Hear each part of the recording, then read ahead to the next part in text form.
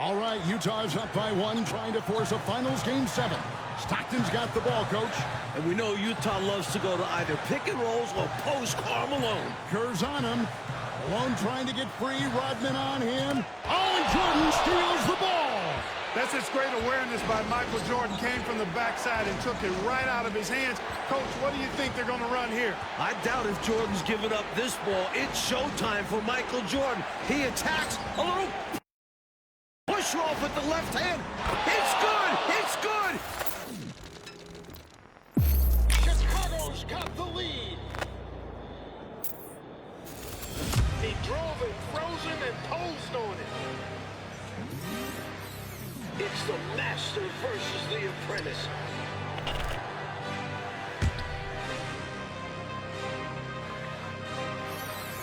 Supposedly Jordan wasn't a three-point shooter. How about 6 in the first half?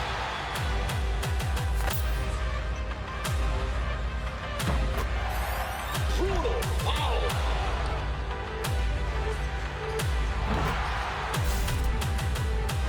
Remarkable finish by MJ. Are you kidding me from the foul line?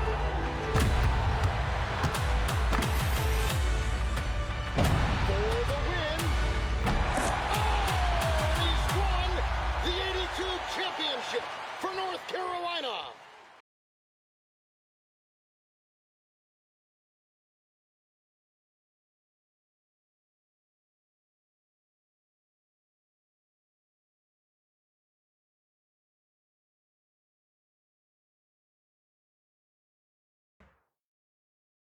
Well, for Michael Jordan, his legendary stature begins here at the University of North Carolina. Interestingly enough, when Michael came into college, he wasn't thought of as going to be the savior to North Carolina. North Carolina was already #1 team in the nation. So all of a sudden, he comes into this talented team where he could develop and learn his skills and learn his craft. And I think that was the best thing for him. The game between North Carolina and Georgetown. This game is so important because you have 3 top 75 players playing in this game. Patrick Ewing was probably the premier player in college basketball, along with James Worthy. And now you're adding Michael Jordan to the mix. Michael became a focal point inside of the game that I don't know if Georgetown was aware of or was ready for. I think Michael Jordan hitting that game-winning shot propelled him into a great stratosphere of confidence. This is where he honed his skills to become the greatest basketball player that we've ever seen. Just a couple blocks away from the famed Superdome.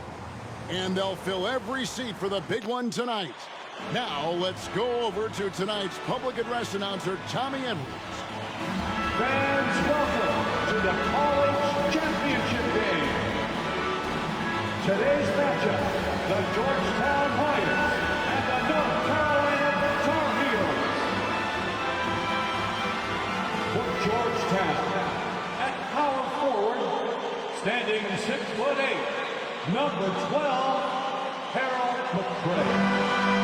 North Carolina at the point guard position, 6 feet 4 inches, number 32, Adam Barnett. For Georgetown, at shooting guard, 6 feet 4 inches, number 14, Roy Duncan. For North Carolina, starting at the small forward, 6 feet 7 inches, number 51, Greg Bacon. For Georgetown, at the other forward position, at 6 foot 6 inches, number 31, John Nash. For North Carolina, the man and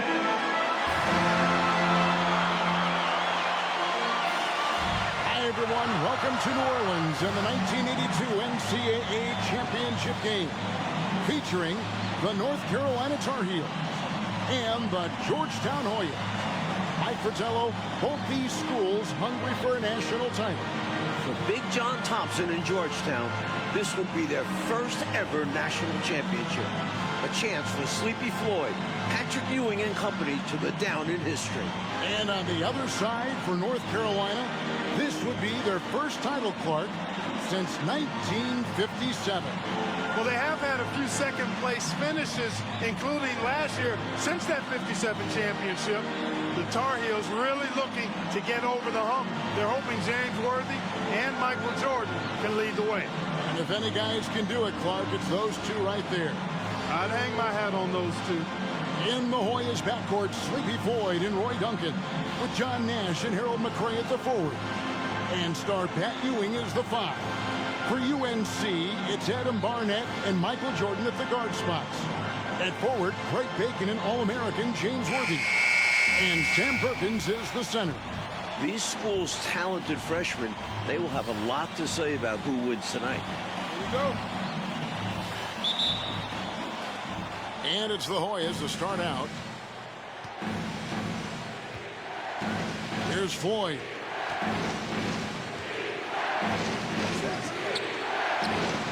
He doesn't hit that one. Excellent defense from Worthy. Clark, Ewing, and Jordan. Incredible freshman talents in different ways. Yeah, you know, Kevin, Ewing's MO is to dominate the inside defensively, rebounding and blocking shots, rim protecting, scoring near the hoop. Jordan is looking to get his by shooting and slashing. Play lockdown perimeter D. Boy, it's a joy to watch both of these guys play, and I can't wait to see them get after it. I can't wait either. Jordan with it. Here's Barnett over Duncan. And a little luck that time, but it drops. He saw his opportunity and went right into attack mode. He'll take those mid-range openings whenever they're presented. And to see him doing it at the start of the game is very encouraging for his team. Clark and Mike, as we know, two big rule differences between the college and NBA game. No three-point line in NCAA basketball. And Clark, no shot clock as well. Yeah, I think those rules, Kevin, favor teams that focus on the inside play. Guys like Pat Ewing. It also rewards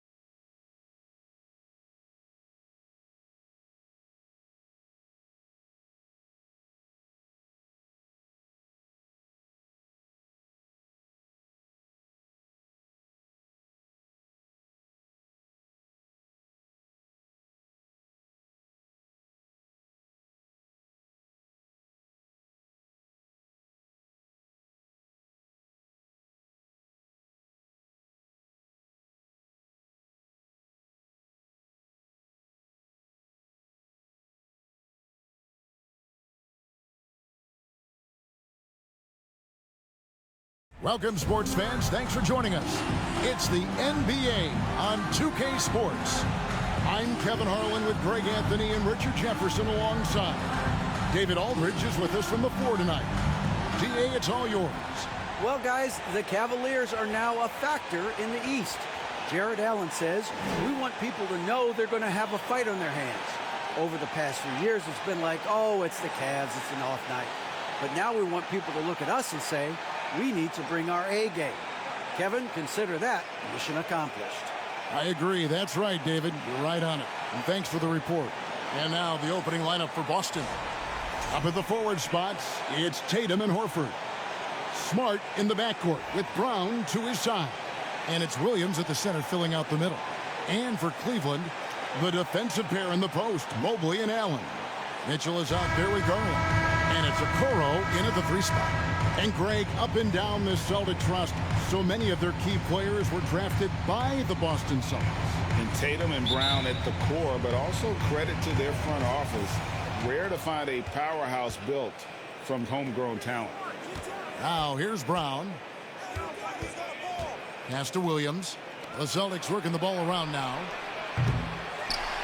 Tatum no good. And it's Mitchell with the ball for the Cleveland Cavaliers. Their last meeting was in this building where they were able to come out on top. And winning that game the way they did with the incredible fourth-quarter comeback couldn't have left them feeling any better. Intelligent play by Tatum, moving the ball to get an open shot. Allen outside. Mobley with the bounce pass. For three, Mitchell. Rebounded by the Celtics.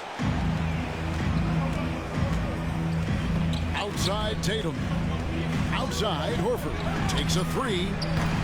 And it's Darius Garland with the rebound. Mitchell in the corner.